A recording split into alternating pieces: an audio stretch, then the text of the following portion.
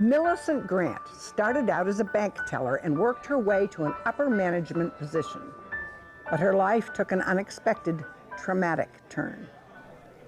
My husband was murdered by someone on his job. So that's what happened. Somebody stabbed him. It was very difficult, a very difficult time for me dealing with that. But I always believe in God, and I know that He will take me through. So I was able to pull through that period. It was rough, because I'm the one that found him, because he didn't come home at the usual time that night. And I started to, I said, well, let me go and see if his car broke down or whatever. I called his job several times and no one answered, so that's what prompted me to go and see what's happening if his car broke down. So I end up on his job, and I got there and I saw him lying on the floor, you know. What I did as a result of that, I prayed a lot, and I asked God, whoever it is, please find that person. Let the police find him, and then use me whichever way you want to. I will work for you.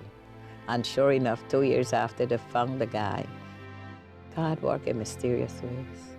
And sometimes some people pray for something and they don't get it, but I will tell you, I prayed and I asked God and I said, I will work for you.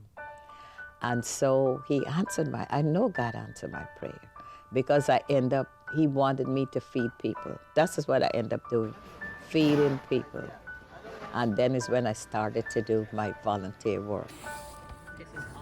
Millicent left her successful career to devote her talents to volunteering. She's volunteered for decades for the East Palo Alto Senior Center. She became president of the board and is now acting executive director and president.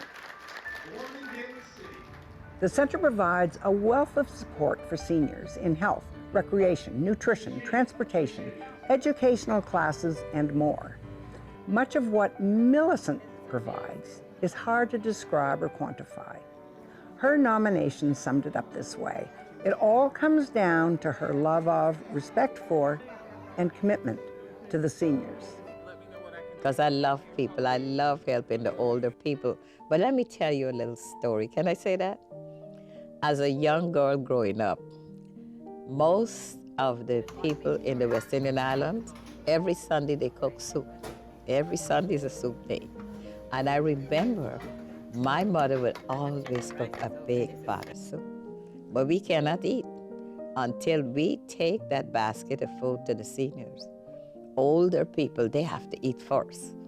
And sometimes the sun is so hot, but she has that bowl of soup in that basket, and we have to take it to the older people first.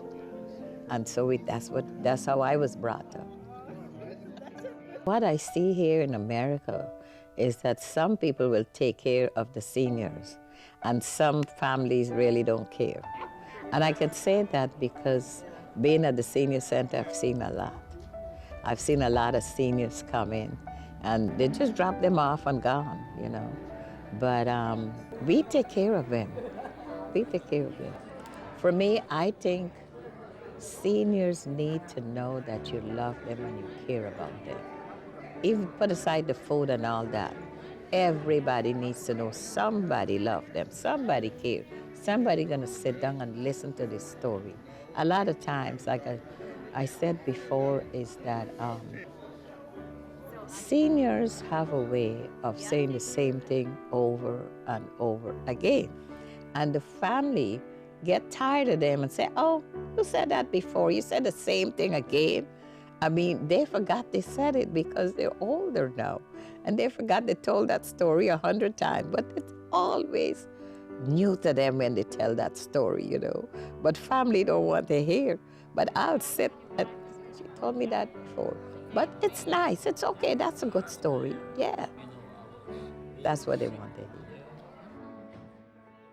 Like I said, when my husband passed away, I had this light just came over me. And I got my strength and was able to stand that. And then I got sick. I got sick earlier this last year.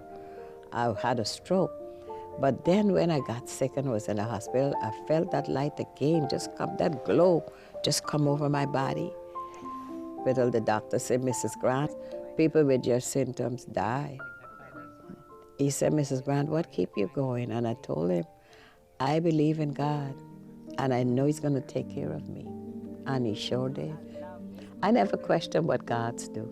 And I never questioned my faith, because I know my belief in God is great. And I know He keeps me going every day.